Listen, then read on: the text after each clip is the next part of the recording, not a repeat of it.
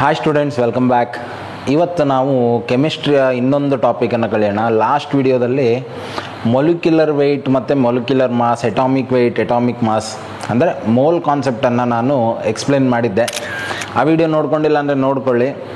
ಈಗ ಅದರದ್ದೇ ಕಂಟಿನ್ಯೂವೇಷನ್ ಇವತ್ತು ನಾವು ಈಕ್ವಲೆಂಟ್ ವೆಯ್ಟ್ ಅಥವಾ ಈಕ್ವಲೆಂಟ್ ಮಾಸ್ ಬಗ್ಗೆ ಕಲಿಯೋಣ. ತುಂಬ important topic, but most neglected topic. ಯಾಕಂದರೆ ಈಗ NCERT ಸಿಲೆಬಸ್ ಬಂದ ನಂತರ ಈ ಈಕ್ವಲೆಂಟ್ ವೆಯ್ಟ್ ಅನ್ನೋ ಟಾಪಿಕನ್ನೆಲ್ಲ ತೆಗೆದಾಕ್ಬಿಟ್ಟಿದ್ದಾರೆ. ಅದನ್ನು ಯಾವುದಕ್ಕೆ ರಿಸ್ಟ್ರಿಕ್ಟ್ ಮಾಡಿದ್ದಾರೆ ಅಂದರೆ ಸೊಲ್ಯೂಷನ್ ಚಾಪ್ಟ್ರಲ್ಲಿ ನಿಮಗೆ ಈ ನಾರ್ಮ್ಯಾಲಿಟಿ, ಮೊಲಾರಿಟಿ ಅದೆಲ್ಲ ಎಕ್ಸ್ಪ್ಲೇನ್ ಮಾಡ್ಬೇಕಾದ್ರೆ ಮಾತ್ರ ಬರುತ್ತೆ. ಬಟ್ ರಿಯಲ್ ಸೆನ್ಸಲ್ಲಿ ಅದರ ಮೀನಿಂಗ್ ಏನು, ಅದರ ಮೇಲೆ ಬಂದಿರೋ ಪ್ರಾಬ್ಲಮ್ಸನ್ನು ಯಾವ ಥರ ಸಾಲ್ವ್ ಮಾಡಬೇಕು ಅದು ಯಾವುದು ಹೇಳ್ಕೊಡಲ್ಲ. ಸೊ ನಮ್ಮ ಇವತ್ತಿನ ಟಾಪಿಕ್ ಅನ್ನೋದು ಈಕ್ವಲೆಂಟ್ ವೆಯ್ಟ್.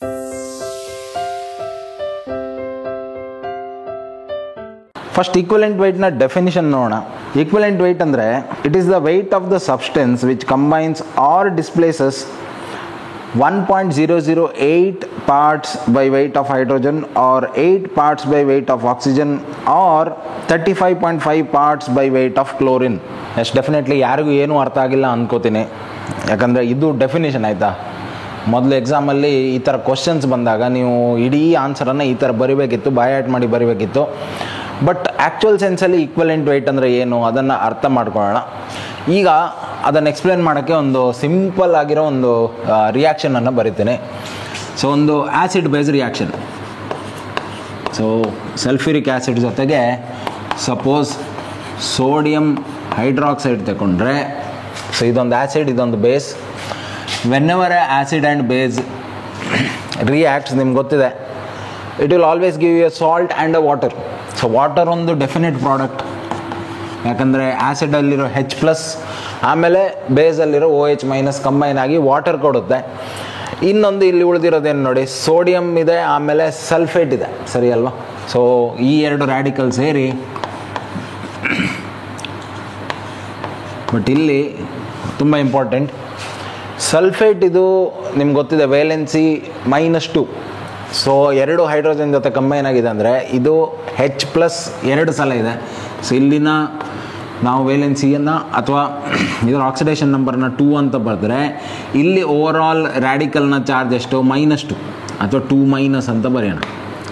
ಸೊ ಇಲ್ಲೂ ಅಷ್ಟೇ ಇರುತ್ತೆ, 2- ಇರುತ್ತೆ. ಹಾಗಾಗಿ ಇಲ್ಲೂ ಸಹ Na2 ಆಗಬೇಕು, SO4 + H2O. ಡೆಫಿನೆಟ್ಲಿ ಈ ರಿಯಾಕ್ಷನ್ ಅನ್ನೋದು ಬ್ಯಾಲೆನ್ಸ್ ಆಗಿಲ್ಲ, ಯಾಕಂದರೆ ಇಲ್ಲಿ ಒಂದೇ Na ಇದೆ, ಇಲ್ಲಿ 2 ಇದೆ. ಹಾಗಾಗಿ ಇಲ್ಲಿ 2 ಬರಲೇಬೇಕೀಗ, 2. ಸೊ ಇವಾಗ ನೋಡಿ ಬ್ಯಾಲೆನ್ಸ್ ಆಯಿತಾ ನೋಡಿ, H ಎಷ್ಟಿದೆ, H2, ಆಮೇಲೆ ಇಲ್ಲಿ 2 ಸೇರಿ 4 ಆಗುತ್ತೆ. 4 ಆದರೆ ಇಲ್ಲಿ ಸಹ 2 ಬರಬೇಕು ನಮಗೆ, ಸರಿನಾ? ಉಳಿದದ್ದು SO4 ಹಂಗೆ ಇದೆ, ಕರೆಕ್ಟ್ ಇದೆ. Yes, it is balanced. So ಇಲ್ಲೀಗ ವಿದೌಟ್ ಬ್ಯಾಲೆನ್ಸಿಂಗ್ ನಾವೇನೇನು ಹೇಳೋಕ್ಕಾಗಲ್ಲ ಇಲ್ಲಿ, ಸರಿ ಅಲ್ವಾ? ಈಗ ಬ್ಯಾಲೆನ್ಸ್ ಆದ ನಂತರ ನಾವೇನು ಹೇಳ್ಬೋದು, ಈಗ ಒಂದು ಪ್ರಪೋರ್ಷನ್ ಸಿಕ್ತು ನಮಗೆ. What is that proportion? We can say that 1 mole of H2SO4 combines with 2 moles of NaOH. ಇಲ್ಲಿಗ ಬ್ಯಾಲೆನ್ಸ್ ಆಗ್ತದೆ. And after reacting it gives 1 mole of Na2SO4 and 2 moles of H2O. So balance ಮಾಡಿದೆ ಇದು ನಮ್ಗೆ ಹೇಳೋಕ್ಕಾಗ್ತಿರ್ಲಿಲ್ಲ, balance ಮಾಡಿದ ನಂತರ ಹೇಳೋಕ್ಕಾಯ್ತು. So ಇದೀಗ ಇನ್ terms of moles. So ನಾವು ಯಾವುದೇ ರಿಯಾಕ್ಷನ್ ಈಗ ತಗೊಂಡ್ರು ಕೆಮಿಸ್ಟ್ರಿಯಲ್ಲಿ, ರಿಯಾಕ್ಟೆಂಟ್ಸ್ ಮತ್ತು ಪ್ರಾಡಕ್ಟ್ ಸೈಡಲ್ಲಿ ನಂಬರ್ ಆಫ್ ಮೋಲ್ಸ್ ಅಂತ ಹೇಳಬೇಕಾದ್ರೆ ನಾವು ಫಸ್ಟ್ ರಿಯಾಕ್ಷನನ್ನು ಬ್ಯಾಲೆನ್ಸ್ ಮಾಡಿ ಆಮೇಲೆ ನಾವು ಹೇಳ್ಬೋದು, ಓಕೆ ಇಷ್ಟು ಮೋಲ್ಸ್ ಜೊತೆ ರಿಯಾಕ್ಟ್ ಆಗ್ತಿದೆ, ಆಮೇಲೆ ಇಷ್ಟಿಷ್ಟು ಮೋಲ್ಸನ್ನು ಔಟ್ಪುಟ್ ಆಗಿ ಕೊಡ್ತಾ ಇದೆ ಅಂತೇಳಿ ಹೇಳ್ಬೋದು. But the concept of equivalent ಯಾಕೆ ತಂದ್ವಿ, ಈಕ್ವಲೆಂಟ್ ವೆಯ್ಟನ್ನು ಯಾಕೆ ತಂದ್ವಿ ಅಂದರೆ, it is very simple to tell this equation in terms of equivalents. Equivalents ಪ್ರಕಾರ ಹೇಳೋದಿದ್ರೆ ತುಂಬ simple. The name itself says, ಆಯಿತಾ, ಹೆಸರೇ ಹೇಳುತ್ತಲ್ವ, ಈಕ್ವಲೆಂಟ್. ಸೊ ಈಕ್ವಲೆಂಟ್ ಅಂದರೆ ಅರ್ಥ ಮಾಡ್ಕೊಳ್ಳಿ, ಹೇಗೆ ಮೋಲ್ಸ್ ಅಂತ ಒಂದು ಕಾನ್ಸೆಪ್ಟ್ ಇದೆಯೋ ಅದೇ ಥರ ಈಕ್ವಲೆಂಟ್ ಅಂತ ಒಂದು ಕಾನ್ಸೆಪ್ಟ್ ಇದೆ. ಅಗೇನ್ ಈಕ್ವಲೆಂಟ್ ವೆಯ್ಟ್ ಬಗ್ಗೆ ಆಮೇಲೆ ಮಾತಾಡೋಣ. ಇಲ್ಲಿಗ ಈಕ್ವಲೆಂಟ್ ಅಂತ ಹೇಳ್ತಾ ಇದ್ದೀನಿ. ಈಕ್ವಲೆಂಟ್ಸ್ ಬೇರೆ, ಈಕ್ವಲೆಂಟ್ ವೆಯ್ಟ್ ಬೇರೆ, ಆಯಿತಾ? So I will explain you in detail. So ಯಾವ ಥರ ಮೋಲ್ ಅಂತ ನಾವು ಡಿಫೈನ್ ಮಾಡ್ತೀವಿ ಅದೇ ಥರ ಈಕ್ವಲೆಂಟ್ಸ್ ಅಂತ ಡಿಫೈನ್ ಮಾಡ್ಬೋದು. What is the meaning of equivalent ಅಂದರೆ ಅರ್ಥ ಮಾಡ್ಕೊಳ್ಳಿ, whichever chemical reaction you take, ಯಾವುದೇ ರಿಯಾಕ್ಷನ್ ತಗೊಳ್ಳಿ ಆಯಿತಾ, ಎಷ್ಟೇ ಕಾಂಪ್ಲಿಕೇಟೆಡ್ ಇರಲಿ, ಎಷ್ಟೇ ಹೆವಿ ಬ್ಯಾಲೆನ್ಸ್ ಮಾಡೋಕ್ಕಿರಲಿ, ಏನೇ ಇರಲಿ ಆಯಿತಾ, ಈಕ್ವಲೆಂಟ್ಸ್ ಅಂತ ಬಂದಾಗ they should always act in same numbers. ಬೇಕಾದರೆ ರಿಯಾಕ್ಷನ್ ಸೈಡಲ್ಲಿ 4-5 ಪ್ರಾಡಕ್ಟ್ ಇರಲಿ, ಓಕೆ, ಆ್ಯಂಡ್ ಪ್ರಾಡಕ್ಟ್ ಸೈಡಲ್ಲಿ ಎಷ್ಟೋ ಕಾಂಪೌಂಡ್ಸ್ ಇರಲಿ. ಈಕ್ವಲೆಂಟ್ಸ್ ಅಂತ ಬಂದಾಗ if 1 equivalent of H2SO4 is taken, then it can react with only 1 equivalent of NaOH. 10 equivalents ತಗೊಂಡ್ರೆ ಇಲ್ಲಿ 10 equivalents ಜೊತೆ ಮಾತ್ರ ರಿಯಾಕ್ಟ್ ಮಾಡೋಕ್ಕಾಗತ್ತೆ. ಸಪೋಸ್ ಈಗ 5 equivalents of H2SO4 ತಗೊಂಡ್ವಿ, 3 equivalents of NaOH ತಗೊಂಡ್ವಿ, ಈಗ ಏನಾಗುತ್ತೆ, ಯಾವುದು ಜಾಸ್ತಿ ಇದೆ, ಇದು ಜಾಸ್ತಿ ಇದೆಯಲ್ವ, 5 equivalents, ಇದು 5 ಇದೆ, ಇದು 3 ಇದೆ ಅಂತಿದ್ರೆ ಈಗ ರಿಯಾಕ್ಷನ್ ಆಗಬೇಕಾದ್ರೆ ಹೆಂಗಾಗತ್ತೆ ಅಂದರೆ, ಇದು 5 ಕಂಪ್ಲೀಟ್ ರಿಯಾಕ್ಟ್ ಆಗಲ್ಲ, ಇದರಲ್ಲಿ 3 ಮಾತ್ರ ರಿಯಾಕ್ಟ್ ಆಗಿ ಇನ್ನೂ 2 ಹಾಗೆ ಉಳ್ಕೊಂಡು ಬಿಡುತ್ತೆ. It won't react at all. So 3 equivalents of H2SO4 can react with only 3 equivalents of NaOH. ಪ್ರಾಡಕ್ಟ್ಸಲ್ಲೂ ಹಾಗೆ 3 ರಿಯಾಕ್ಟ್ ಆದರೆ ಇಲ್ಲೂ 3 ಬರ್ಬೇಕು. ಸಾಧಾರಣ ಒಂದು ಅಂದಾಜು ಸಿಗ್ತಿರ್ಬೋದು ನಿಮಗೆ. ಮೋಲ್ಸ್ ಅಂತ ಬಂದಾಗ ಈ ಥರ ಹೇಳೋಕ್ಕಾಗಲ್ಲ. ಮೋಲ್ಸಲ್ಲಿ ಈ ಥರ ಬ್ಯಾಲೆನ್ಸ್ ಮಾಡ್ಕೊಂಡು ಹೇಳಬೇಕು, 1 mole of H2SO4 reacts with 2 moles of NaOH ಅಂತ ಹೇಳಬೇಕು. But when it comes to equivalents, we can easily tell it as 1 equivalent of any compound reacts with only 1 equivalent of another compound. Okay, idea ಗೊತ್ತಾಯ್ತಾ? ಹಾಗಾಗಿ ನಮಗೆ equivalents ಅನ್ನೋದು ತುಂಬ important ಆಗುತ್ತೆ. ಯಾಕಂದರೆ ದೊಡ್ಡ ದೊಡ್ಡ ಕೆಮಿಕಲ್ ರಿಯಾಕ್ಷನ್ಸ್ ಇದ್ದಾಗ ಈ ನಂಬರ್ ಆಫ್ ಮೋಲ್ಸು ಬ್ಯಾಲೆನ್ಸ್ ಮಾಡ್ತಾ ಕೂತ್ಕೊಳ್ಳೋದು ಅದೆಲ್ಲ ಕಷ್ಟ ಆಗಿಬಿಡುತ್ತೆ. ಹಾಗಾಗಿ ನಾವು ಈ ಐಡಿಯಾಗೆ ಬರ್ತೇವೆ. ಸೊ ಹಾಗಾಗಿ ಈಗ ಮೋಲ್ಸಲ್ಲಿ ನೋಡಿ, you know that how a mole is written. 1 mole of any compound is mass of that compound divided by molecular weight. Suppose it is element ಅಂತ ಆದರೆ ಅಟಾಮಿಕ್ ವೆಯ್ಟನ್ನು ಹಾಕ್ತೀವಿ. So this is mole. ಈಗ ಈಕ್ವಲೆಂಟಿಗೆ ತುಂಬ ಸಿಂಪಲ್, ಇದೇ ಥರ ಬರಿತೀವಿ. 1 equivalent is always given as mass of that substance divided by equivalent weight. Okay, so ಇಲ್ಲಿ ಬಂತು concept of equivalent weight. So equivalent ವೆಯ್ಟನ್ನು ನಾವು ಡಿಫೈನ್ ಮಾಡಿದ್ವಿ ಅಲ್ವಾ, ಆಗ ನೋಡಿದ್ವಲ್ಲ, a substance which combines or displaces 1.008 parts by weight of hydrogen. ಇದೆಲ್ಲ ನಾವು ಏನಂದರೆ ಕ್ಯಾಲ್ಕುಲೇಷನ್ ಪರ್ಪಸ್ಸಿಗೆ ಈ ಥರ ಒಂದು ಡಿಫೈನ್ ಮಾಡಿದ್ದೀವಿ. ಬಿಟ್ಟರೆ ಆ್ಯಕ್ಚುಯಲ್ ಕ್ಯಾಲ್ಕುಲೇಷನ್ಸ್ ಎಲ್ಲಿ ಬರುತ್ತೆ ಫಸ್ಟ್ ಅರ್ಥ ಮಾಡ್ಕೊಳ್ಳೋಣ. ಸೊ ಈಕ್ವಲೆಂಟ್ ವೆಯ್ಟನ್ನು ಕ್ಯಾಲ್ಕುಲೇಟ್ ಮಾಡೋದು ಹೇಗೆ? Very simple idea. ಈಕ್ವಲೆಂಟ್ ವೆಯ್ಟನ್ನು ಬೇರೆ ಬೇರೆ ಮೆಥಡ್ಸಲ್ಲಿ ಕ್ಯಾಲ್ಕುಲೇಟ್ ಮಾಡ್ತೀವಿ ನಾವು. ಓಕೆ, ಈಗ ಥಿಂಕ್ ಮಾಡಿ, suppose 12 grams of carbon combines with 8 grams of oxygen. ಇದೊಂದು ಸ್ಟೇಟ್ಮೆಂಟ್ ಇದೆ.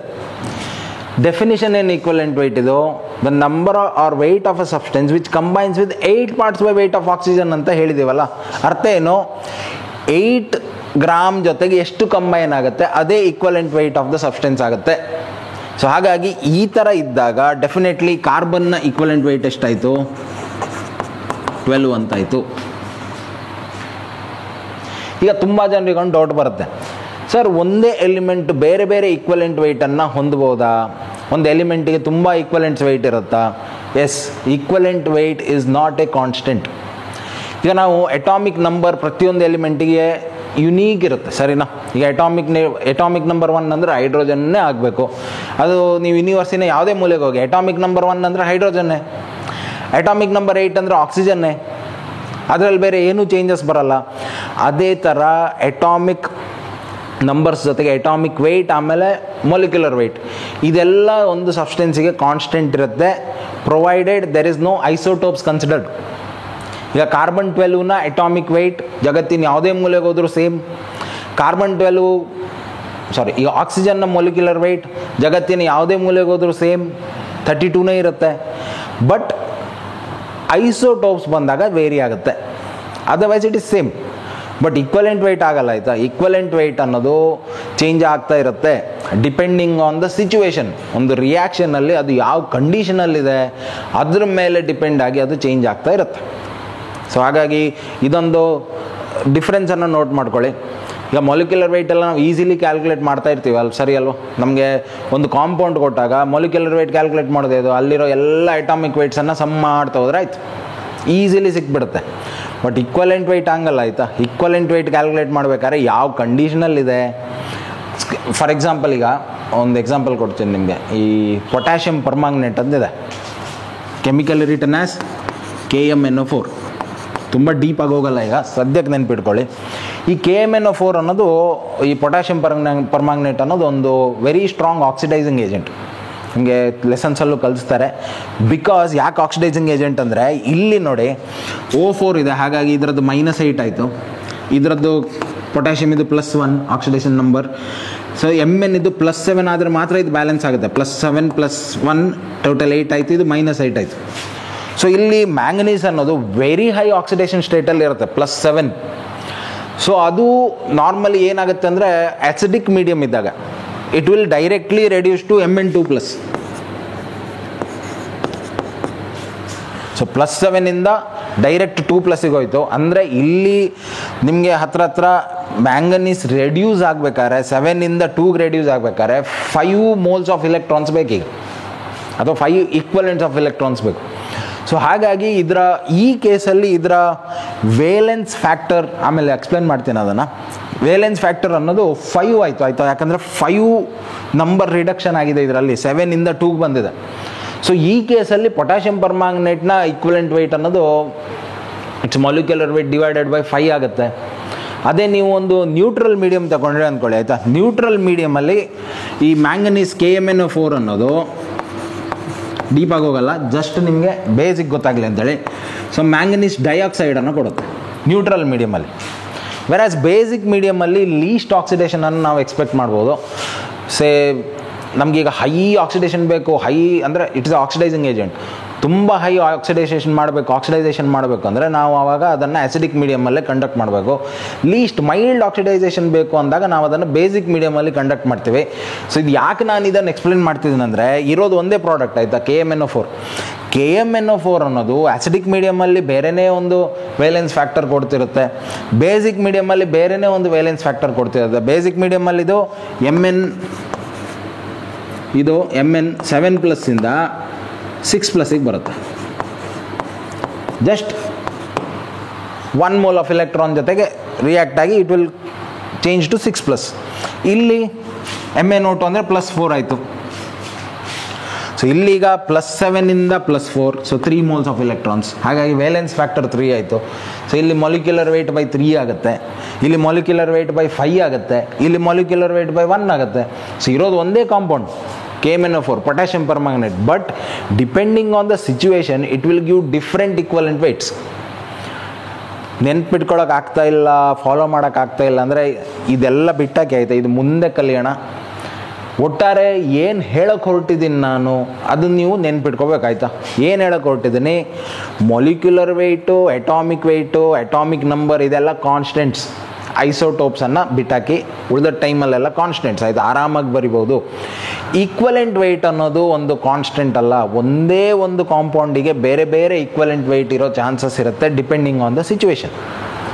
ಹಾಗಾದರೆ ಈಕ್ವಲೆಂಟ್ ವೆಯ್ಟ್ ಕ್ಯಾಲ್ಕುಲೇಟ್ ಮಾಡೋದು ಹೆಂಗೆ, ಯಾವ ಥರ ಅದನ್ನು ಪ್ರಾಬ್ಲಮ್ಸಲ್ಲಿ ಕ್ಯಾಲ್ಕುಲೇಟ್ ಮಾಡ್ಬೋದು ನೋಡೋಣ. ಸೊ ಈಕ್ವಲೆಂಟ್ ವೆಯ್ಟ್ ಕ್ಯಾಲ್ಕುಲೇಟ್ ಮಾಡೋಕ್ಕೆ ನಾವೊಂದು ಸಿಂಪಲ್ ಒಂದು ಫಾರ್ಮುಲಾ ಕೊಡ್ತೀವಿ.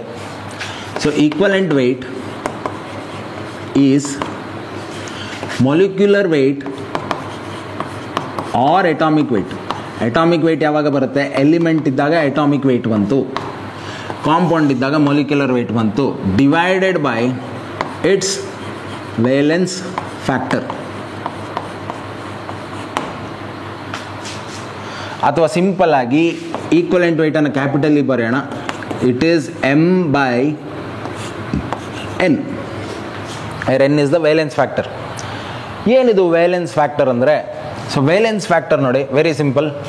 ನಾವು ಜನರಲಿ ಕೆಮಿಸ್ಟ್ರಿಯಲ್ಲಿ ಏನೆಲ್ಲ ಕಲಿತೀವಿ, we learn acids, bases, salts, ಇದೆಲ್ಲ ಹೆಚ್ಚಾಗಿ ಕಲಿಯೋದಲ್ವ. ಎಸ್ಪೆಷಲಿ ಈಗ ಫಿಸಿಕಲ್ ಕೆಮಿಸ್ಟ್ರಿ ಅಂತ ಬಂದಾಗ ಇದೇ ಎಲ್ಲ ಇರುತ್ತೆ ಆಯಿತಾ, ಆ್ಯಸಿಡು, ಬೇಸು, ಸಾಲ್ಟ್. ಇನ್ನು ಬರುತ್ತೆ ನಿಮ್ಮ ಆರ್ಗ್ಯಾನಿಕ್ ಕೆಮಿಸ್ಟ್ರಿಯಲ್ಲಿ carbon related compounds, methane, ethane, organic compounds, ಅಲ್ಲಿ ಇದ್ರ ಬಗ್ಗೆ ನಾವು ಹೆಚ್ಚು ತಲೆ ಕೆಡ್ಸ್ಕೊಳ್ಳೋಕೆ ಹೋಗಲ್ಲ ಆಯಿತಾ. ಈ ಥರ ಪ್ರಾಬ್ಲಮ್ಸು ಬರಲ್ಲ. ಈಕ್ವಲೆಂಟ್ ವೆಯ್ಟ್ಸ್ ನಾರ್ಮಲ್ ಫಿಸಿಕಲ್ ಕೆಮಿಸ್ಟ್ರಿಯಲ್ಲಿ ಬರುತ್ತೆ. ಫಿಸಿಕಲ್ ಕೆಮಿಸ್ಟ್ರಿಯಲ್ಲಿ ಎಸ್ಪೆಷಲಿ ರಿಯಾಕ್ಷನ್ಸ್ ಯಾವುದೆಲ್ಲ, ಒಂದು ಆ್ಯಸಿಡ್ ಬೇಸ್ ರಿಯಾಕ್ಷನ್ಸೋ ಇಲ್ಲ ಸಾಲ್ಟ್ ರಿಯಾಕ್ಷನ್ಸೋ ಯಾವುದಾದ್ರು ಒಂದು ರಿಯಾಕ್ಷನ್ಸ್ ಇರುತ್ತೆ.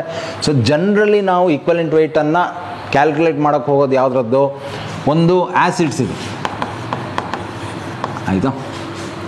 ಸೊ ಆ್ಯಸಿಡ್ಸಿಗೆ very simple, equivalent weight of an acid is given as its molecular weight divided by its basicity. ಏನು ಬೇಸಿಸಿಟಿ ಅಂದರೆ ಆ್ಯಸಿಡ್ ಇದು, it is the number of H+ atoms it can donate. Okay, ಒಂದು ಆ್ಯಸಿಡಿಗೆ ಅದರ basicity ಯಾಕೆ ಗೊತ್ತಾಗುತ್ತೆ, ಎಷ್ಟು H+ ಆಟಮ್ಸನ್ನು ಅದು ಕೊಡುತ್ತೆ. H+ ಅಂದರೆ ಪ್ರೋಟಾನ್.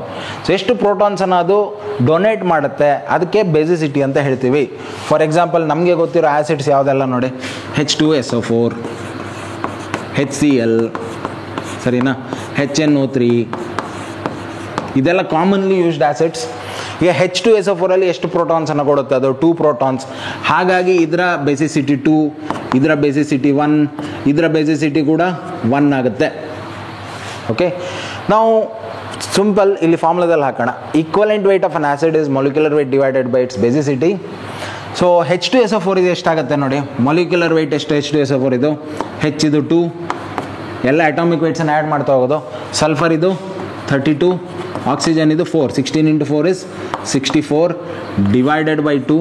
ಸೊ ಟೋಟಲ್ ಮಾಡಿದರೆ 64, 32, 96 + 2, 98 by 2 which is 49. Simple.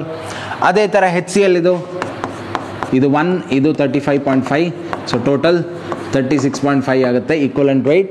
Hydrochloric acid ಇದು HNO3 ಇದು ಎಷ್ಟಾಗುತ್ತೆ, ಹೈಡ್ರೋಜನ್ ಇದು 1, ನೈಟ್ರೋಜನ್ ಅಟಾಮಿಕ್ ನಂಬರ್ 14, ಆಮೇಲೆ atomic weight atomic weight oxygen ಇದು 16 × 3 ದಟ್ ಈಸ್ 48. ಸೊ 48 + 14 62 + 1 63. ಓಕೆ, ತುಂಬ ಸಿಂಪಲ್. ಸೊ ಒಟ್ಟಾರೆ ಇಷ್ಟೇ ನೋಡಿ, equivalent weight of an acid is molecular weight by its basicity. So ಇಲ್ಲಿ ವೇಲೆನ್ಸ್ ಫ್ಯಾಕ್ಟರ್ ಆ್ಯಸಿಡಿಗೆ ಬೇಸಿಸಿಟಿ ಆಗುತ್ತೆ. ಬಟ್ ಕೆಲವೊಂದೆಲ್ಲ ರೇರ್ ಕೇಸಸ್ ಇದೆ ಆಯಿತಾ. ರೇರ್ ಕೇಸಸ್ ಫಾರ್ ಎಕ್ಸಾಂಪಲ್ ಈಗ ನಿಮ್ಗೆ ಗೊತ್ತಿರ್ಬೋದು ಫಾಸ್ಫರಿಕ್ ಆ್ಯಸಿಡ್ ಅಂತ ಇದೆ. ನಾವು ಅದನ್ನು ಇದಕ್ಕೆಲ್ಲ ಯೂಸ್ ಮಾಡ್ತಾ ಇರ್ತೀವಿ ಫರ್ಟಿಲೈಸರ್ಸಿಗೆ. So phosphoric acid is H3PO4, ಇದು ಫಾಸ್ಫರಿಕ್ ಆ್ಯಸಿಡ್. ಬಟ್ ಇನ್ನೊಂದು ಆ್ಯಸಿಡ್ ಇದೆ phosphorous acid which is H3PO3, phosphorous acid. ಇನ್ನೊಂದಿದೆ ಹೈಪೋಫಾಸ್ಫರಸ್ ಆ್ಯಸಿಡ್. ಓಕೆ, ಇದು 3 ಆ್ಯಸಿಡೇ ಈಗ. ಸೊ ನಾವೇನು ಮಾಡ್ತೀವಿ ಅಂದರೆ ತುಂಬ ಅರ್ಜೆಂಟಲ್ಲಿ ಎಕ್ಸಾಮಲ್ಲಿ ಈಗ ಇಲ್ಲೂ 3 ಹೈಡ್ರೋಜನ್ ಇದೆ, ಇಲ್ಲೂ 3 ಹೈಡ್ರೋಜನ್ ಇದೆ, ಇಲ್ಲೂ 3 ಹೈಡ್ರೋಜನ್ ಇದೆ. ಹಾಗಾಗಿ ನಾವೇನು ಮಾಡ್ತೀವಿ, ಇದರ valence factor 3, so molecular weight divided by 3 ಮಾಡಿಬಿಡ್ತೀವಿ ಎಲ್ಲ ಕೇಸಸಲ್ಲೂ. ಬಟ್ ಇಲ್ಲಿ ನಾವು ಕೆಲವೊಂದು ಸಲ ಅರ್ಥ ಮಾಡ್ಕೋಬೇಕು ಇದರ ಸ್ಟ್ರಕ್ಚರ್ ಹೆಂಗಿರುತ್ತೆ ಅಂದರೆ, ಈಗ ಫಾಸ್ಫರಸ್ ಅನ್ನೋದು ನಿಮ್ಗೆ ಗೊತ್ತಿದೆ ಒಂದು ಪೆಂಟಾವ್ಯಾಲೆಂಟ್ ಎಲಿಮೆಂಟ್ ಅದು. ಸೊ ಅದಕ್ಕೆ 5 ಬಾಂಡ್ಸ್ ಆಗಬೇಕು. So 1 double bond with oxygen, ಆಮೇಲೆ ಇನ್ನೂ ಇದೆ ಅಲ್ವಾ 1, ಒಟ್ಟಾರೆ 4 ಇದೆ.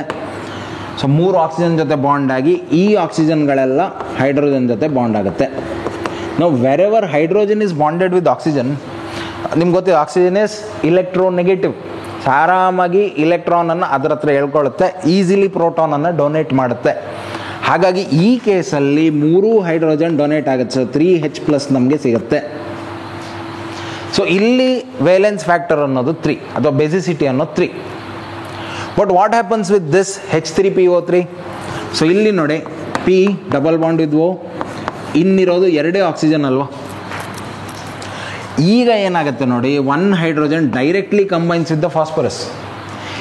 ಇದು ನಮಗೆ phosphorus is not electronegative compared to oxygen. Oxygen ಅಷ್ಟು ಇಲೆಕ್ಟ್ರೋನೆಗೆಟಿವ್ ಅಲ್ಲ. ಸೊ ಈ ಬಾಂಡ್ ಅನ್ನೋದು ಬ್ರೇಕ್ ಆಗಲ್ಲ. ಇನ್ನೆರಡು ಹೈಡ್ರೋಜನ್ ಅನ್ನೋದು ಇದ್ರ ಜೊತೆ ಕಂಬೈನ್ ಆಗಿ ಇದೆರಡು ನಮಗೆ ಪ್ರೋಟಾನ್ಸನ್ನು ಕೊಡುತ್ತೆ. ಸೊ ಈ ಕೇಸಲ್ಲಿ 2H+ ಬಂತು. ಸೊ ಇದರ ಬೇಸಿಸಿಟಿ ಅನ್ನೋದು 2. ಅದೇ ಥರ ಫೈನಲಿ ಉಳಿತು ಹೈಪೋಫಾಸ್ಫರಸ್ ಆ್ಯಸಿಡ್. ಇದಕ್ಕೂ ನೀವೇ ಇಮ್ಯಾಜಿನ್ ಮಾಡಿ ಯಾವ ಥರ ಬರ್ಬೋದು ಅಂತೇಳಿ. ಒಂದೇ ಆಕ್ಸಿಜನ್ ಇರೋದು ಈಗ, ಇನ್ನು ಉಳಿದದ್ದು 2 ಬಾಂಡ್ಸ್ ಹೈಡ್ರೋಜನ್ ಜೊತೆ ಆಗುತ್ತೆ. ಒಂದು ಮಾತ್ರ ಇಲ್ಲಿ ಈ ಹೈಡ್ರೋಜನ್ ಮಾತ್ರ ನಮಗೆ ಸಿಗುತ್ತೆ ಆ್ಯಸ್ ಎ ಪ್ರೋಟಾನ್, H+ ಇದೊಂದು ಮಾತ್ರ ಕೊಡೋದು. ಸೊ ಇದರ ಬೇಸಿಸಿಟಿ ಎಷ್ಟು? 1. ಈಗ ನೋಡಿ, ಈಗ ನೀವು /3 ಮಾಡಿದ್ರಿ, ಇಲ್ಲಿ ಸರಿ ಬಂತು. ಇಲ್ಲಿ /3 ಮಾಡಿದರೆ ನಮಗೆ ರಾಂಗ್ ಆನ್ಸರ್ ಬರುತ್ತೆ. ಅಲ್ಲಿ ನಮ್ಮ ಈಕ್ವಲೆಂಟ್ ವೆಯ್ಟ್ನ ಕಾನ್ಸೆಪ್ಟ್ ಗಾನ್. ಸೊ ಹಾಗಾಗಿ ಏನು ಕೊಟ್ಟಿದ್ದಾರೆ, ಯಾವ ಆ್ಯಸಿಡ್ ಕೊಟ್ಟಿದ್ದಾರೆ, ಯಾವ ಸಿಚುವೇಶನ್ ಇದೆ, ನಾನು ಅದಕ್ಕೆ ಪ್ರತಿ ಸತಿ ಹೇಳೋದು ಸಿಚುವೇಶನ್ ನೋಡಿಕೊಂಡೇ ನಾವು ಅದನ್ನು ಎಕ್ಸ್ಪ್ಲೇನ್ ಮಾಡಬೇಕು ಅಂತ. Okay, so for acid very simple. Acids ಕೊಟ್ಟಾಗ ಈಕ್ವಲೆಂಟ್ ವೆಯ್ಟ್ ಕ್ಯಾಲ್ಕುಲೇಟ್ ಮಾಡೋದು ಹೆಂಗೆ? ತುಂಬ simple. Its molecular weight divided by its basicity. Basicity is number of hydrogen atoms it is going to give, or number of protons it is going to donate. Okay, so ಈಗ ಬೇಸಿಗೆ ಯಾವ ಥರ calculate ಮಾಡೋದು ಅದನ್ನು ನೋಡ್ಕೊಂಡು ಬೇಡ ಆಯಿತಾ. ಬೇಸಿಗೆ ನೋಡಿ, equivalent weight is given as molecular weight of the base divided by its acidity. What is acidity? It is the number of OH minus ions present. Simple. Here ನೋಡಿ, NaOH ಅಥವಾ CaOH twice ಅಥವಾ AlOH thrice, ಇದೆಲ್ಲ basis, common ಗೊತ್ತಿರೋ basis. ಅಥವಾ KOH ತಗೊಳ್ಬೋದು, ಯಾವ್ದು ಬೇಕಾದ್ರೂ ತಗೊಳ್ಳಿ. ಈಗ ಇಲ್ಲಿ ನೋಡಿ ಫಾರ್ಮುಲಾ ಏನು ಹೇಳುತ್ತೆ, ಇದರಲ್ಲಿ ಎಷ್ಟು OH ಮೈನಸ್ ಅಯಾನ್ಸ್ ಇದೆ? 1 ಇದೆ. ಹಾಗಾಗಿ ಇದರ ಆಸಿಡಿಟಿ 1. ಇದರಲ್ಲಿ 2 ಇದೆ, ಇದರಲ್ಲಿ 3 ಇದೆ. ಸಿಂಪಲ್. ಸೊ ಹಾಗಾಗಿ ನೋಡಿ, ಇದರ ಈಕ್ವಲೆಂಟ್ ವೆಯ್ಟ್ ಕ್ಯಾಲ್ಕುಲೇಟ್ ಮಾಡೋದಿದ್ರೆ ಎನ್ನೆದೆಷ್ಟು? 23, ಓದು 16, ಹೆಚ್ಚಿದು 1. ಸೊ ಇದೆಷ್ಟಾಯಿತು? 40. 40 divided by 1. ಯಾಕೆ? ಇದರ ಆ್ಯಸಿಡಿಟಿ 1. ಸೊ 40 ಅಂತ ಬರುತ್ತೆ. ಕ್ಯಾಲ್ಸಿಯಮ್ ಇದು ಓಕೆ, ಇದನ್ನು 2 ಹೋಮ್ವರ್ಕ್ ಕೊಡ್ತೀನಿ ನಿಮ್ಗೆ, ಆಯಿತಾ? ನೀವೇ ಕ್ಯಾಲ್ಕುಲೇಟ್ ಮಾಡಿ ನನಗೆ ಕಾಮೆಂಟಲ್ಲಿ ತಿಳಿಸಿ, ಆಯಿತಾ? CaOH twice ಇದು ಎಷ್ಟಾಗುತ್ತೆ ಗೊತ್ತಿದೆ ನಿಮಗೆ. ಆ್ಯಸಿಡಿಟಿ ಇದರದ್ದು 2, ಇದರದ್ದು 3. ಓಕೆ, ಯಾಕಂದರೆ ಎಲ್ಲದೂ ನಾನೇ ಮಾಡಿದರೆ ನೀವು ಕಲಿಯೋದು ಯಾವಾಗ? ಸೊ ಅದು ಇಂಪಾರ್ಟೆಂಟ್ ಆಗುತ್ತೆ. ಫಾರ್ಮುಲಾ ಹೇಳ್ಕೊಟ್ಟಿದ್ದೀನಿ. Equivalent weight of a base is molecular weight divided by its acidity. Okay, ಲಾಸ್ಟಿಗೆ ಉಳಿತು ಯಾವುದು? ಸಾಲ್ಟ್ಸ್. ಸೊ ಸಾಲ್ಟ್ಸ್ ಇದು ಹೆಂಗಿರುತ್ತೆ ಸಿಚುವೇಶನ್ ನೋಡೋಣ. ಈಗ ಸಾಲ್ಟ್ಸಲ್ಲಿ ಈಕ್ವಲೆಂಟ್ ವೆಯ್ಟ್ ಕ್ಯಾಲ್ಕುಲೇಟ್ ಮಾಡೋದು, it's molecular weight divided by the total charge on cation or anion. So salt ಅಂದಮೇಲೆ ಒಂದು ಕ್ಯಾಟಯನ್ ಇರಬೇಕು, ಒಂದು ಆ್ಯನಯನ್ ಇರಬೇಕು. ಫಾರ್ ಎಕ್ಸಾಂಪಲ್ NaCl, ಸರಿನಾ? ಇಲ್ಲ ಕ್ಯಾಲ್ಸಿಯಂ ಕಾರ್ಬೋನೇಟ್, ಇಲ್ಲ ಅಲ್ಯೂಮಿನಿಯಂ ಕ್ಲೋರೈಡ್, ಇದೆಲ್ಲ ಸಾಲ್ಟ್ಸ್. ಓಕೆ, ಸೊ ಇಲ್ಲಿ total charge on cation or anion ನೋಡಬೇಕು. ಸೊ ಇಲ್ಲಿ ನೋಡಿ, Na+1 Cl-1. ಕಾರ್ಬೋನೇಟ್ ರ್ಯಾಡಿಕಲ್ ಇದು ಆಕ್ಸಿಡೇಷನ್ ನಂಬರ್ ಎಷ್ಟು? 2-, ಹಾಗಾಗಿ ಇದರದ್ದು ಕ್ಯಾಲ್ಸಿಯಂ ಇದು 2+. ಅಲ್ಯೂಮಿನಿಯಂ ಇದು ಆಲ್ವೇಸ್ 3+. Cl ಒಟ್ಟು 3 ಇದೆ, -1 × 3 is 3-. ಸೊ ಅಲ್ಲಿಗೆ ಸಾಲ್ಟು ಆಲ್ಮೋಸ್ಟ್ ಅದರ ಚಾರ್ಜ್ ಎಷ್ಟಿರುತ್ತೆ? Overall charge is 0. ಸೊ ಈಗ ನೋಡಿ, ಇಲ್ಲಿ total charge on cation or anion. Anion ತಗೊಂಡ್ರೆ ಆ್ಯನಯನ್ನೇ ತಗೊಳ್ಬೇಕು. ಅಲ್ಲಿ ಸೈನ್ಸನ್ನು ಬಿಟ್ಟು ಬಿಡಬೇಕೀಗ. -1 ಅಂತ ತಗೊಳ್ಳೋದಲ್ಲ, 1. ಇಲ್ಲಿ +1 ಅಲ್ಲ, 1 ಅಂತಲೇ ತಗೊಳ್ಳೋದು. ಇದರಲ್ಲಿ ನೋಡಿ, ಟೋಟಲ್ ಚಾರ್ಜ್ ಆನ್ ಆ್ಯನಯನ್ ಎಷ್ಟು? 2. -2 ಅಂದರೆ ಏನು? It tells us that it is an anion. Okay, negative charge ಇರೋದ್ರಿಂದ ಆ್ಯನಯನ್ ಅಂತ ಹೇಳ್ತೀವಿ. ಬಟ್ ಓವರ್ ಆಲ್ ವೇಲೆನ್ಸ್ ಎಷ್ಟಾಗುತ್ತೆ? ವೇಲೆನ್ಸ್ ಫ್ಯಾಕ್ಟರ್ 2 ಆಗುತ್ತೆ. ಇಲ್ಲಿ +2, ಇಲ್ಲಿ +3, ಇಲ್ಲಿ 3ನೇ ಆಗುತ್ತೆ ವಾಪಸ್. ಯಾವುದೇ ತಗೋಬೋದು, ಕ್ಯಾಟಯನು ತಗೋಬೋದು, ಆ್ಯನಯನು ತಗೋಬೋದು. ಮಾಲಿಕ್ಯುಲರ್ ವೆಯ್ಟ್ ಎಷ್ಟಾಗುತ್ತೆ ನೋಡಿ? 23, ಇದು 36.5 ಡಿವೈಡೆಡ್ ಬೈ 1 ಇದು, ವಿಚ್ ಇಸ್ 59.5 ಆಗುತ್ತೆ ಇದರದ್ದು. ಅಗೈನ್ ಹೋಮ್ವರ್ಕ್, ಆಯಿತಾ? ಎಷ್ಟು ಅಂತ ಕ್ಯಾಲ್ಕುಲೇಟ್ ಮಾಡಿ. ಓಕೆ, ಸೊ ಇದಿಷ್ಟು ಗೊತ್ತಾಯಿತು ಅಂದ್ಕೋತೀನಿ ನಾನು. Any doubts left? ಪುನಃ ರಿವೈಂಡ್ ಮಾಡಿ ನೋಡಿ. ಆ್ಯಂಡ್ ಅಗೇನ್ ನಾನು ಪ್ರತಿ ಸತಿ ಹೇಳ್ತಿರ್ತೀನಿ, ಕಾನ್ಸೆಪ್ಟ್ಸ್ ಕಲಿಯೋದಿದೆಯಲ್ಲ, ಇದು ಹೆಂಗಂದರೆ it will always take more time. ತುಂಬ ಟೈಮ್ ಬೇಕು ಇದಕ್ಕೆ. ತುಂಬ ಜನ ಅಂದ್ಕೊಳ್ಳೋದೇನೆಂದರೆ ಈ JEE CET ಅದೆಲ್ಲ ಹೆಂಗಂದರೆ ನಾವು ಫಾಸ್ಟಾಗಿ ಕಲ್ತ್ಕೊಬಿಡ್ಬೇಕು, ಯಾಕಂದರೆ ಫಾಸ್ಟ್ ಪ್ರಾಬ್ಲಮ್ ಸಾಲ್ವಿಂಗ್ ಮಾಡಲಿಕ್ಕೆ ಇರುತ್ತೆ ಅಂತೇಳಿ, which is totally a wrong concept. ನೀವು ಎಷ್ಟು ಫಾಸ್ಟಾಗಿ ಎಲ್ಲ ಕಲಿತಾ ಹೋಗ್ತೀರಾ, ಫಾಸ್ಟ್ ಕಲಿಬೇಕಾಗೋದು, ಬಟ್ ಎಲ್ಲದನ್ನು ಫಾಸ್ಟಾಗಿ ಕಲ್ಸೋಕ್ಕಾಗಲ್ಲ ಆಯಿತಾ. ಫಾಸ್ಟ್ ಕಲಿಸ್ತಾ ಹೋದರೆ ಎಷ್ಟೋ ಟಾಪಿಕ್ಸ್ ಬಿಟ್ಟೋಗುತ್ತೆ. ಆಮೇಲೆ ಅದು ಕಾಂಪಿಟೇಟಿವ್ ಎಕ್ಸಾಮಲ್ಲಿ ಬರಿಬೇಕಾರೆ, ಈಗ ಅರ್ಥ ಮಾಡ್ಕೊಳ್ಳಿ, ಬೋರ್ಡ್ ಎಕ್ಸಾಮ್ ಮತ್ತು ಕಾಂಪಿಟೇಟಿವ್ ಎಕ್ಸಾಮಿಗೆ ತುಂಬ ದೊಡ್ಡ ಡಿಫ್ರೆನ್ಸ್ ಏನು ಅಂದರೆ, ಬೋರ್ಡ್ ಎಕ್ಸಾಮಲ್ಲಿ ನಿಮಗೆ ಎಕ್ಸಾಕ್ಟ್ ಗೊತ್ತಿರುತ್ತೆ ಆಯಿತಾ, ಇಂಥದೇ ಕ್ವಶನ್ಸ್ ಬರುತ್ತೆ, ಅಲ್ಲಿ ಔಟ್ ಆಫ್ ಸಿಲೆಬಸ್ ಬರುವಂಗಿಲ್ಲ. ಈಗ NCERT ಟೆಕ್ಸ್ಟ್ ಬುಕ್ಕಲ್ಲಿ ಏನಿದೆ ಅದೇ ನಿಮ್ಗೆ ಕೊಡಬೇಕು ಆಯಿತಾ. ಒಂದು ಪ್ರಾಬ್ಲಮ್, ಈಗ ಮ್ಯಾಥ್ಸಲ್ಲಿ ಒಂದು ಪ್ರಾಬ್ಲಮ್ ಕೊಟ್ಟರು ಟೆಕ್ಸ್ಟ್ ಬುಕ್ಕಲ್ಲಿರೋದನ್ನೇ ಕೊಡಬೇಕು. ಹೊರಗಡೆದು ಕೊಟ್ಟರೆ ಅಂದರೆ ಈಗ ಸ್ಟೂಡೆಂಟ್ ಬೊಬ್ಬೆ ಹಾಕಿ ಆಮೇಲೆ ಗ್ರೇಸ್ ಮಾರ್ಕ್ಸಿಗೆ ಅಪ್ಲೈ ಮಾಡ್ತಾರೆ, ಗ್ರೇಸ್ ಮಾರ್ಕ್ಸ್ ಕೊಡಬೇಕು ಅಂತೇಳಿ. ಎಷ್ಟೋ ಸಲ ಆಗಿದೆ ಕೂಡ ಆ ಥರ. ಯಾಕಂದರೆ ಅಲ್ಲಿ ಒಂದಿಷ್ಟೇ ಪ್ರಿಸ್ಕ್ರೈಬ್ಡ್ ಸಿಲೆಬಸ್ ಇರುತ್ತೆ, ಅದು ಒಟ್ಟಿಗೆ ನಾವು ಕಲಿತಾ ಹೋಗ್ತೀವಿ, ಬಯಾಟ್ ಮಾಡ್ತಾ ಹೋಗ್ತೀವಿ, ಡಿರೈವೇಷನ್ಸ್ ಇರುತ್ತೆ, ಡೆಫಿನಿಷನ್ಸ್ ಇರುತ್ತೆ. ಕಾಂಪಿಟೇಟಿವ್ ಎಕ್ಸಾಮ್ ಆ ಥರ ಅಲ್ಲ ಆಯಿತಾ. ಕಾಂಪಿಟೇಟಿವ್ ಎಕ್ಸಾಮಲ್ಲಿ ಯಾರೂ ನಿಮಗೆ ಡೆಫಿನಿಷನ್ಸನ್ನು ಕೇಳಲ್ಲ ಆಯಿತಾ. ಈಗ ನಾವು ಆಗ ಫಸ್ಟ್ ನೋಡಿದ್ವಲ್ಲ, ಅದು definition. It is equivalent weight of a substance is the number of parts by weight of the substance which combines with ಅಂತಲೇ ಏನು ಹೇಳಿದ್ವಲ್ಲ, ಅದು ಡೆಫಿನಿಷನ್ ಆಯಿತು.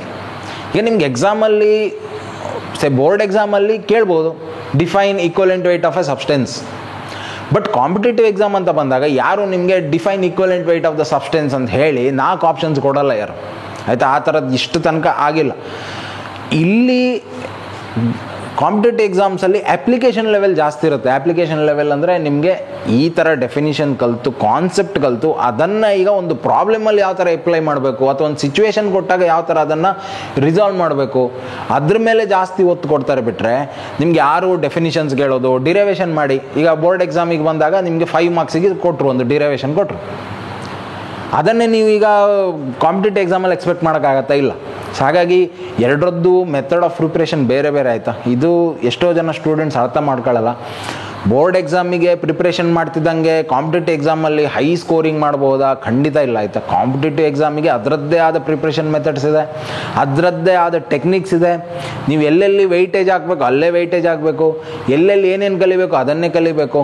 ವೆರಾಸ್ ಬೋರ್ಡ್ ಎಕ್ಸಾಮ್ಸ್ ಆಗಲ್ಲ. ಬೋರ್ಡ್ ಎಕ್ಸಾಮ್ಸಿಗೆ ನಿಮಗೆ ಎಲ್ರಿಗೂ ಈಗ ಬ್ಲೂ ಪ್ರಿಂಟ್ ಅವೈಲೇಬಲ್, ಹೆಂಗೆ ಬೇಕಾದ್ರೂ ನೀವು ಗೊತ್ತಿದೆ ನಿಮ್ಗೆ ಇಂಥ ಕ್ವಶನ್ಸ್ ಇಷ್ಟಿಷ್ಟು ಮಾರ್ಕಿಗೆ ಬರುತ್ತೆ, ಅದಕ್ಕೆ ಪ್ರಿಪ್ರೇಷನ್ ಮಾಡ್ತಾ ಹೋದ್ರಾಯ್ತು. ಒಂದಿಷ್ಟು ಸಬ್ಜೆಕ್ಟಿವ್ ಪ್ರಾಬ್ಲಮ್ಸ್ ಇರುತ್ತೆ, ಅದನ್ನು ಸಾಲ್ವ್ ಮಾಡಿದರೆ ಮುಗ್ದೋಯ್ತು. ಓಕೆ, ಸೊ ಆ ಒಂದು ರಾಂಗ್ ಕನ್ಸೆಪ್ಷನಲ್ಲಿ ಇರಬೇಡ ಆಯಿತಾ. ತುಂಬ ಜನ ಅಂದ್ಕೊಳ್ಳೋದು ಏನಂದರೆ, ಇದೆಲ್ಲ ಯಾಕೆ ಕಲಿಬೇಕು, ಇಷ್ಟು ಸ್ಲೋ ಆಗಿ ಯಾಕೆ ಕಲಿಬೇಕು? ಅಲ್ಲೇ ಇರೋದು ಟೆಕ್ನಿಕ್. ಬೋರ್ಡ್ ಎಕ್ಸಾಮಿಗೆ ಥಿಂಕ್ ಮಾಡಿ. ಈಗ ಬೋರ್ಡ್ ಎಕ್ಸಾಮಲ್ಲೇ ನಿಮಗೆ ಒಂದೊಂದು ಚಾಪ್ಟ್ರಿಗೆ ಇಷ್ಟಿಷ್ಟು ವೆಯ್ಟೇಜ್ ಅವರ್ಸ್ ಅಂತ ಕೊಟ್ಟಿದ್ದಾರೆ. ಈಗ ಒಂದು ಚಾಪ್ಟರ್ನ 8 ಗಂಟೆಯಲ್ಲಿ ಕಲಿಸ್ಬೋದು. ಯಾವುದು NCERT ಟಾಪಿಕ್ ಇದ್ದರೆ 8 ಗಂಟೆಯಲ್ಲಿ ಕಲಿಸ್ಬೋದು ಅಂತಿದ್ರೆ, ನಾವು ಕಾಂಪಿಟೇಟಿವ್ ಎಕ್ಸಾಮಿಗೆ ನೀವು ಪ್ರಾಕ್ಟೀಸ್ ಮಾಡಬೇಕಾದ್ರೆ 8 ಗಂಟೆಯಲ್ಲಿ ಚಾನ್ಸೇ ಇಲ್ಲ ಆಯಿತಾ. It requires more time. Because ನೀವು ಬರೀ ಡೆಫಿನಿಷನ್ ಅಲ್ಲ, ಕಾನ್ಸೆಪ್ಟ್ ಡೆಪ್ತಿಗೆ ಇಳಿಬೇಕು, ಆಮೇಲೆ ಅದರದ್ದು ಅಪ್ಲಿಕೇಶನ್ ಲೆವೆಲ್ ನೋಡಬೇಕು. ಬೋರ್ಡ್ ಎಕ್ಸಾಮಲ್ಲಿ ಸ್ಟ್ರೈಟ್ ಕ್ವಶನ್ಸ್ ಬರುತ್ತೆ, ಇಲ್ಲಿ ಆಗಲ್ಲ, ಹೆಂಗೆ ಬೇಕಾದ್ರೂ ಟ್ವಿಸ್ಟ್ ಮಾಡಿ ಕೊಡ್ಬೋದು ಕ್ವಶನ್ಸನ್ನು. ಸೊ ಆವಾಗ ನಿಮಗೆ ಆನ್ಸರ್ ಮಾಡೋಕ್ಕೆ ಗೊತ್ತಿರಬೇಕು. ಹಾಗಾಗಿ ಕಾನ್ಸೆಪ್ಟ್ಸ್ ನಾನು ಪ್ರತಿ ಸತಿ ಹೇಳ್ತಾ ಇರ್ತೀನಿ, ನೀವು ಕಾನ್ಸೆಪ್ಟ್ ಕಲೀಲಿಲ್ಲ ಅಂದರೆ ಅಲ್ಲಿಗೆ ಝೀರೋ ಆಯಿತಾ. ಇನ್ನೇನೂ ನಿಮಗೆ ಮುಂದೆ ಹೋಗೋಕ್ಕಾಗಲ್ಲ. ನೀವು ಬೇಕಾದ್ರೆ 1-2 ಪ್ರಾಬ್ಲಮ್ಸನ್ನು ಬೈಹಾರ್ಟ್ ಮಾಡಿ ಹೋಗ್ಬೋದು. ಬಟ್ JEE ಅಂತ ಎಕ್ಸಾಮಲ್ಲಿ ಅರ್ಥ ಮಾಡ್ಕೊಳ್ಳಿ, the number of repeated questions ಲೆಕ್ಕ ಮಾಡ್ಬೋದು, ಅಲ್ಲೊಂದು ಇಲ್ಲೊಂದು ಆಯಿತಾ. ಅದು ಇನ್ನು JEE ಅಡ್ವಾನ್ಸಲ್ಲಿ ಇಷ್ಟು ತನಕ ಕ್ವಶನ್ಸ್ ರಿಪೀಟೇ ಆಗಿಲ್ಲ. ಅರ್ಥ ಮಾಡ್ಕೊಳ್ಳಿ, ಇನ್ನೂ ರಿಪೀಟ್ ಆಗಿಲ್ಲ, ಮುಂದೆನೂ ಆಗಲ್ಲ ಆಯಿತಾ. ಯಾಕಂದರೆ ಅಷ್ಟು ಕಾಂಪಿಟೇಷನ್ ಇದೆ. ನೀವು ಸುಮ್ಮನೆ ಈ ಬೋರ್ಡ್ ಎಕ್ಸಾಮ್ ಲೆವೆಲಲ್ಲಿ ಪ್ರಾಬ್ಲಮ್ಸ್ ಕೊಟ್ಟರೆ ಯಾರು ಬೇಕಾದ್ರೂ ಕ್ರ್ಯಾಕ್ ಮಾಡ್ತಿದ್ರು. ಅದು ಈಸಿ ಅಲ್ಲ. ಇಡೀ ಓವರ್ ಆಲ್ ಇಂಡಿಯಾದಲ್ಲಿ ಒಂದು 10 ಲಕ್ಷ ಜನ ಎಕ್ಸಾಮ್ ಬರ್ತಾರೆ. ಒಂದು ಫೈನಲಿ ಸೀಟ್ ಸಿಗೋದೆಷ್ಟು? ಈ IITs ಇರೋದು ಒಂದು 17,000 ಸೀಟು. ಆಮೇಲೆ CET ಬಿಡಿ, ಈ JEE ಮತ್ತು ಈ ಉಳಿದಿದ್ದ IITs ಎಲ್ಲ ಸೇರಿ ಒಂದು 50,000 ಸೀಟ್ ಇರ್ಬೋದು. 10 ಲಕ್ಷ ಜನ ಬರೀತಾರೆ. ಸೊ ಸಕ್ಸಸ್ ರೇಟ್ ಎಷ್ಟಾಯಿತು? 5% ಆಯಿತು. ಸೊ ಅಂಥ ಕೇಸಲ್ಲಿ ಇಷ್ಟು ಕಾಂಪಿಟೇಷನ್ ಇರಬೇಕಾದ್ರೆ ಸಿಂಪಲ್ ನಿಮಗೆ ಟೆಕ್ಸ್ಟ್ ಬುಕ್ಕಲ್ಲಿ ಇದ್ದದೇ ಎಲ್ಲಿ ಕೊಟ್ಟರೆ ಎಲ್ಲರೂ ಬರೀತಾರೆ.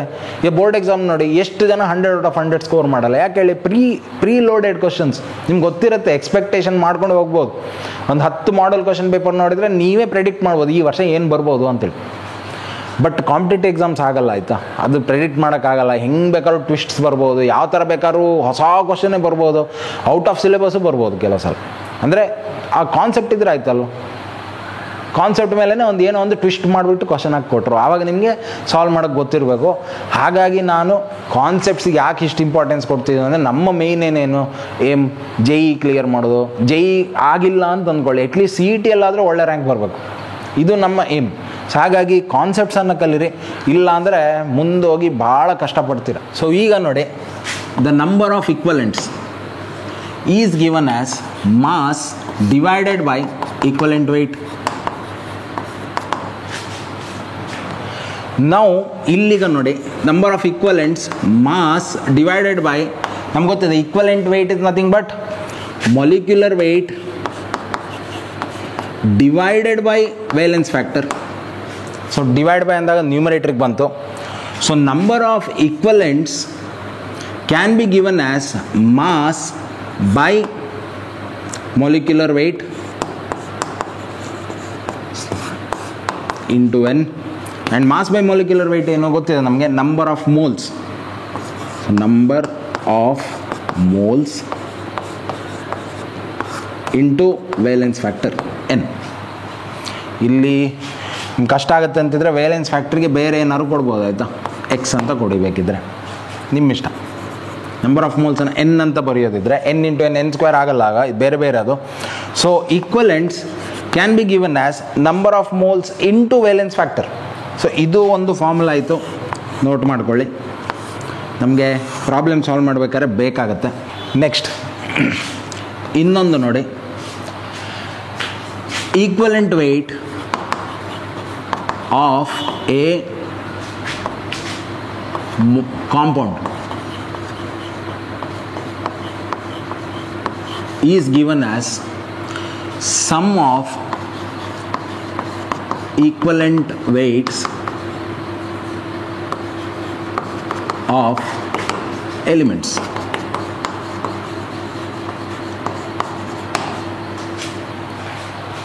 ತುಂಬ ಈಸಿ. ನಿಮಗೆ ಎಲಿಮೆಂಟ್ಸಿನ ಈಕ್ವಲೆಂಟ್ ವೆಯ್ಟ್ ಗೊತ್ತಿದೆ ಅಂದ್ಕೊಳ್ಳಿ, ಆವಾಗ ನೀವು ಈಕ್ವಲೆಂಟ್ ವೆಯ್ಟ್ ಆಫ್ ಕಾಂಪೌಂಡನ್ನು ಫೈಂಡ್ ಮಾಡ್ಬೋದು. ಸೊ ಫಾರ್ ಎಕ್ಸಾಂಪಲ್ ಈಗ HCl ತಗೊಳ್ಳಿ. HCl ಇದು ಗೊತ್ತಿದೆ ನಮಗೆ, ಹೈಡ್ರೋಜನ್ ಇದು ಈಕ್ವಲೆಂಟ್ ವೆಯ್ಟ್ 1, ಕ್ಲೋರಿನ್ ಇದು 35.5, ಇದರದ್ದು 36.5, ಹಿಂಗೆ ಟೋಟಲ್ ಮಾಡ್ತಾ ಹೋಗ್ಬೋದು.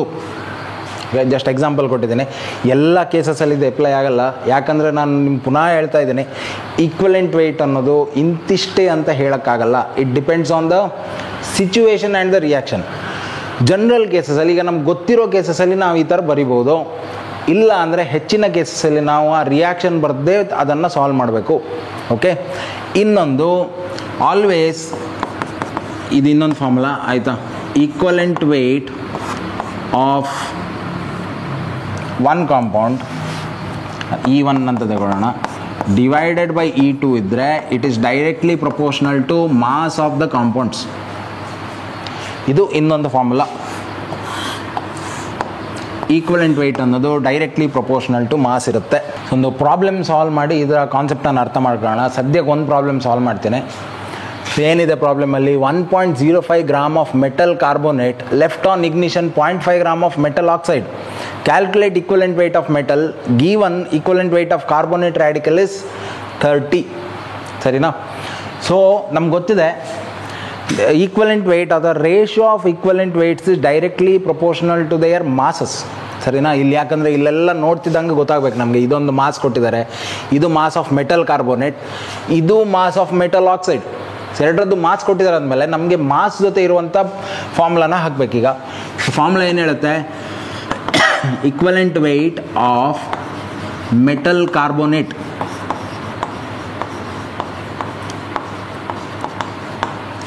divided by equivalent weight of metal oxide.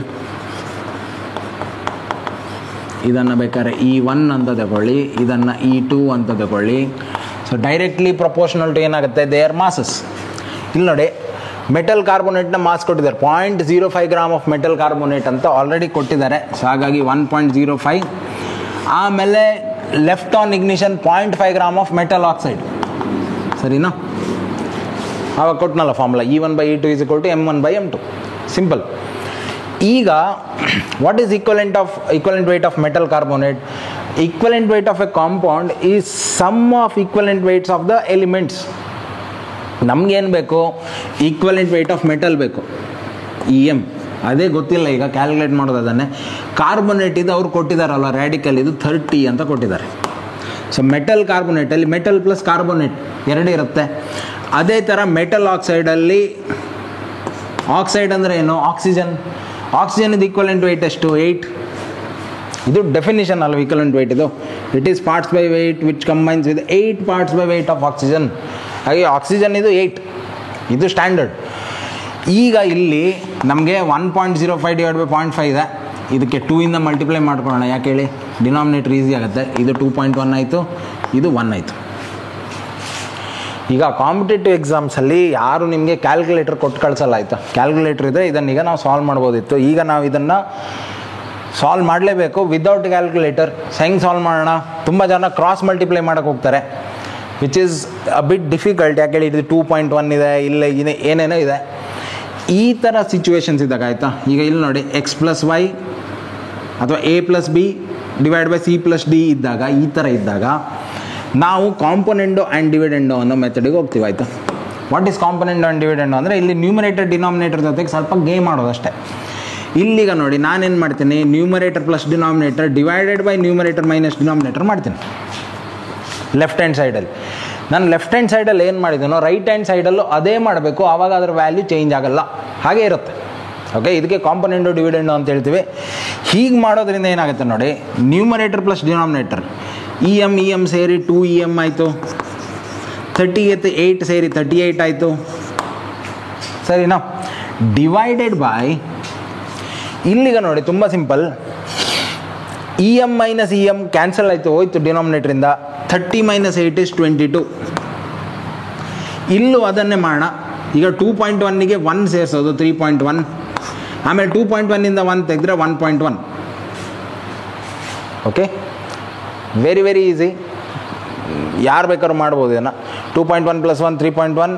ಈಗ ಇದೇನಂದರೆ ಇಲ್ಲಿ ಡೆಸಿಮಲ್ ಪಾಯಿಂಟ್ಸ್ ಅಂತ ತೆಗೆಯೋಣ, ಆಯಿತಾ. ಏನಾಗುತ್ತೆ, ಡೈರೆಕ್ಟ್ ನೋಡಿ ಡಿನಾಮಿನೇಟ್ರಲ್ಲಿ ಇಲ್ಲೇ ಕ್ಯಾನ್ಸಲ್ ಮಾಡಿ, 2s ಆಯಿತು. ಓಕೆ, 2 ಇಲ್ಲಿ ಕ್ಯಾನ್ಸಲ್ ಮಾಡಿ, ಇಲ್ಲಿ ಕ್ಯಾನ್ಸಲ್ ಮಾಡಿದಾಗ 19 ಆಯಿತು. ಸೊ ನಮಗೆ ಸಿಂಪಲಾಗಿ ಇಕ್ವೇಷನ್ ಸಿಕ್ಬಿಡ್ತು. ದಟ್ ಈಸ್ em ಉಳಿದಿದ್ದು ಪ್ಲಸ್ 19 = 31. ಇನ್ನು ಈಸಿ ಅಲ್ವಾ, em = 31 - 19 which is 12. So equivalent weight of the metal is 12. ತುಂಬ ಸಿಂಪಲ್. ಅಂದರೆ ಈ ಥರ ಪ್ರಾಬ್ಲಮ್ಸನ್ನು ನಾನು ಇನ್ನೂ ಸಾಲ್ವ್ ಮಾಡ್ತೇನೆ, ಆಯಿತಾ. ಸರಿ, ತುಂಬ ಜನ ನಮ್ಗೆ ಕೇಳ್ತಿರ್ತಾರೆ, ನೀವು ಸರ್ ಪ್ರಾಬ್ಲಮ್ ಸಾಲ್ವ್ ಮಾಡಿ, ಇನ್ನೂ ಕ್ಲಿಯರ್ ಅರ್ಥ ಆಗುತ್ತೆ. ಮಾಡೋಣ, ಪ್ರಾಬ್ಲಮ್ ಸಾಲ್ವ್ ಮಾಡೋಣ, ಬಟ್ ಕ್ಲಿಯರ್ ಅರ್ಥ ಆಗೋಕ್ಕೆ ಕಾನ್ಸೆಪ್ಟ್ ಗೊತ್ತಿರಬೇಕಲ್ಲ. ಸುಮ್ಮನೆ ಕಾನ್ಸೆಪ್ಟ್ ಗೊತ್ತಿಲ್ಲ, ನಾನು ಏನೋ ನಿಮ್ಗೊಂದು ಫಾರ್ಮುಲಾ ಕೊಟ್ಟು ಆಮೇಲೆ ಏನೇನೋ ಮಾಡಿದರೆ ಅದು ನಿಮ್ಗೆ ಇನ್ನೂ ಡೌಟಿಗೆ ಲೀಡ್ ಮಾಡುತ್ತೆ ಬಿಟ್ಟರೆ ಅದರಿಂದ ನಿಮಗೆ ಸೊಲ್ಯೂಷನ್ ಅಂತೂ ಸಿಗಲ್ಲ. ಸೊ ನಮ್ಮ ಸಾಲ್ವಿಂಗ್ ಟೆಕ್ನಿಕ್ ಯಾವ ಥರ ಇರುತ್ತೆ, ಒಂದು ಚಾಪ್ಟರ್ನ ಕಲಿಯೋ ಟೆಕ್ನಿಕ್ ಯಾವ ಥರ ಇರುತ್ತೆ ನೋಡ್ಕೊಳ್ಳಿ. ಎಲ್ಲದನ್ನು ಕವರ್ ಮಾಡೋಣ, but it will take time, ತುಂಬ ಟೈಮ್ ತಗೊಳುತ್ತೆ. ಬಟ್ ಐ ಆಮ್ ರೆಡಿ, ಅಷ್ಟು ಟೈಮ್ ಇನ್ವೆಸ್ಟ್ ಮಾಡೋಕ್ಕೆ ನಾನು ರೆಡಿ ಇದ್ದೇನೆ, ನೀವು ರೆಡಿ ಇರಬೇಕು. So how we do the chapters is, first ಆ ಚಾಪ್ಟ್ರಲ್ಲಿ ಬರುವಂಥ ಕಾನ್ಸೆಪ್ಟ್ಸ್, ಆಯಿತಾ. ನಾನು ನಿಮಗೆ ಡಿರೈವೇಷನ್ನು ಆಮೇಲೆ ಅದೆಲ್ಲ ನಾನು ಹೇಳೋದೇ ಇಲ್ಲ, ಆಯಿತಾ. ಯಾಕಂದರೆ ಅದೆಲ್ಲ ಬೋರ್ಡ್ ಎಕ್ಸಾಮಿಗೆ ಸರಿ. ನೀವು ಬೋರ್ಡ್ ಎಕ್ಸಾಮಿಗೆ ಪ್ರಿಪೇರ್ ಮಾಡ್ತೀರಾ ಅಂತಿದ್ರೆ ನೀವು ಡಿರೈವೇಷನ್ ಕಲೀರಿ. ನಮಗೆ ಡಿರೈವೇಷನ್ ಎಲ್ಲ ಮಾಡಿ ಏನು ಮಾಡಬೇಕಂತಿಲ್ಲ, ಆಯಿತಾ. ಒಟ್ಟಾರೆ ಅರ್ಥ ಮಾಡ್ಕೊಳ್ಳಿ, ಡಿರೈವೇಷನ್ ಮಾಡಿದಿಂದ ನಮಗೊಂದು ರಿಸಲ್ಟ್ ಬರುತ್ತೆ. ಆ ಡಿರೈವೇಷನ್ ಸರಿ ಇರೋದ್ರಿಂದ ಆ ರಿಸಲ್ಟ್ ಬಂದಿರೋದು, ಆಯಿತಾ. ಮತ್ತು ಪುನಃ ನಾವು ಡಿರೈವ್ ಮಾಡಿ ಏನು ಮಾಡಲಿಕ್ಕಿಲ್ಲ. We don't have to prove anything. Already ಈಗ ಓಮ್ಸ್ ಲಾ ಅಂದರೆ ಗೊತ್ತಿದೆ ನಮಗೆ, V = ಫೈನಲಿ ಈ ಥರ ಬರುತ್ತೆ, ಆಯಿತಾ. ಇದು ಡಿರೈವೇಷನ್ ಮಾಡಿ ಬರುವಂಥದ್ದು. Potential difference is given as current into resistance. ಸಿಂಪಲಾಗಿ ಹೇಳ್ತಾ ಇದ್ದೀನಿ. ಡೀಪರ್ ನಾಲೆಜ್ ಬೇಕಿದ್ರೆ ಇನ್ನೂ ಡೆಪ್ತಲ್ಲಿ ಹೋಗ್ಬೇಕಾದ್ರೆ ಕಲಿತೀವಿ ಇದನ್ನು. ಬಟ್ ಇದು ಫೈನಲ್ ರಿಸಲ್ಟ್, ಆಯಿತಾ. ಇದನ್ನು ನಾವು ಪ್ರೂವ್ ದ್ಯಾಟ್ ಅಥವಾ ಡೆಡ್ಯೂಸ್ ಓಮ್ಸ್ ಲಾ ಅಂತ ಎಕ್ಸಾಮಲ್ಲಿ ಕೊಡ್ತಾರೆ. ನಾವು ಕಂಡಕ್ಟ್ರಿದು ಡಯಾಗ್ರಾಮ್ ಎಲ್ಲ ಬಿಡಿಸಿ ಆ ಕಡೆ ಈ ಕಡೆ ಎಲ್ಲ ಚಾರ್ಜಸ್ ಎಲ್ಲ ಹಾಕಿ ಫೈನಲಿ ಬರೋದು ಇದೆ, ಗೊತ್ತಿದೆ ಅಲ್ವಾ. ಈಗ ಪೈಥಾಗರಸ್ ಥಿಯರಮನ್ನು ಡಿರೈವೇಷನ್ ಮಾಡಿ ವಿ ನೋ ದ ಔಟ್ಪುಟ್, ಗೊತ್ತಿದೆ ನಮಗೆ. ಮತ್ತು ಪುನಃ ನಾವು ಅದನ್ನು ಮಾಡಿ ಕೂತ್ಕೊಂಡು ಟೈಮ್ ವೇಸ್ಟ್ ಮಾಡಲಿಕ್ಕಿಲ್ಲ. ಹಾಗಾಗಿ ನಾನು ಡಿರೈವೇಷನ್ಸ್ ಎಲ್ಲ ಮಾಡೋದೇ ಇಲ್ಲ, ಆಯಿತಾ. ಸ್ಕಿಪ್ ಮಾಡ್ತೀನಿ. ತೀರಾ ಇಂಪಾರ್ಟೆಂಟ್. ಕೆಲವು ಸಲ ಏನಂದರೆ ಡಿರೈವೇಷನ್ನಿಂದಲೇ ನಮಗೆ ಬೇರೆ ಬೇರೆ ಫಾರ್ಮುಲಾಸ್ ಬರ್ತಿರುತ್ತೆ. ಓಕೆ, ಒಂದೇ ಫಾರ್ಮುಲಾ ಅಲ್ಲ, ಬೇರೆ ಬೇರೆ ಔಟ್ಪುಟ್ಸ್ ಬರ್ತಿರುತ್ತೆ, ಅಲ್ಲೇ ಇಂಟರ್ಚೇಂಜ್ ಮಾಡೋದ್ರಿಂದ. ಅಂಥ ಕೇಸಸಲ್ಲಿ ಓಕೆ ಸ್ವಲ್ಪ ಡಿರೈವೇಷನ್ ಕಲಿತು ಕಾನ್ಸೆಪ್ಟ್ ಕಲಿತು ಆಮೇಲೆ ಮಾಡೋಣ, ಬಿಟ್ಟರೆ ಉಳಿದಿದ್ದ ಕೇಸಲ್ಲೆಲ್ಲ ನಾನು ಬಿಟ್ಬಿಡ್ತೀನಿ ಅದನ್ನು. So what we do is we mainly learn ಕಾನ್ಸೆಪ್ಟ್ಸನ್ನು ಕಲಿತು ಆಮೇಲೆ ಅಪ್ಲಿಕೇಶನ್ ಲೆವೆಲಿಗೆ ಹೋಗಿ ಆಮೇಲೆ ಪ್ರಾಬ್ಲಮ್ಸ್, ಅಂದರೆ ಅಪ್ಲಿಕೇಶನ್ ಲೆವೆಲಲ್ಲೇ ಪ್ರಾಬ್ಲಮ್ಸ್ ಹೇಗೆ ಮಾಡೋಣ, ಫಸ್ಟ್ ಸಬ್ಜೆಕ್ಟಿವ್ ಒಂದೆರಡು ಮೂರು ಸಬ್ಜೆಕ್ಟಿವ್ ಪ್ರಾಬ್ಲಮ್ ಸಾಲ್ವ್ ಮಾಡ್ತೀನಿ, ಯಾಕಂದ್ರೆ ನಿಮಗೆ ಈ ಬೋರ್ಡ್ ಎಕ್ಸಾಮಿಗೆ ಸ್ವಲ್ಪ ಈಸಿ ಆಗ್ಬೋದು ಅನ್ನೋ ಒಂದು ದೃಷ್ಟಿಯಿಂದ. ಆಮೇಲೆ CET ಲೆವೆಲ್ ಪ್ರಾಬ್ಲಮ್ ಸಾಲ್ವ್ ಮಾಡಿ ಆಮೇಲೆ JEE ಲೆವೆಲ್ ಪ್ರಾಬ್ಲಮ್ಸಿಗೆ ಹೋಗೋಣ, ಆಯಿತಾ. ಇದು ಪ್ರತಿ ಚಾಪ್ಟ್ರಲ್ಲೂ ಇದೇ ಫಾರ್ಮ್ಯಾಟ್ ಇರುತ್ತೆ. ಸೊ ಹಾಗಾಗಿ ಅರ್ಜೆಂಟ್ ಮಾಡೋದ್ರಿಂದ ಏನೂ ಮಾಡೋಕ್ಕಾಗಲ್ಲ ಇಲ್ಲಿ. ಸೊ ಹಾಗಾಗಿ ಸ್ಟೆಪ್ ಬೈ ಸ್ಟೆಪ್ಪೇ ಹೋಗೋಣ ಅಂತ ಹೇಳ್ತಾ ಈ ವಿಡಿಯೋನ ಇಲ್ಲೇ ಎಂಡ್ ಮಾಡ್ತಾ ಇದ್ದೀನಿ. ಪ್ರತಿ ಸಲ ವೀಡಿಯೋದಲ್ಲಿ ನಾನು ಒಂದೇ ಕೇಳ್ಕೊಳ್ಳೋದು ನಿಮಗೆ, ಈ ವಿಡಿಯೋನ ಯಾವ್ದಾದ್ರು ಫ್ರೆಂಡ್ಸಿಗೆ ಶೇರ್ ಮಾಡಿ, ಅವರಿಗೆ ಇದ್ರ ಬೆನಿಫಿಟ್ ಸಿಗಲಿ ಅಂತೇಳಿ. ಸೊ ಸಿಗೋಣ ನೆಕ್ಸ್ಟ್ ವೀಡಿಯೋದಲ್ಲಿ. ಅಲ್ಲಿ ತನಕ take care, bye, see you.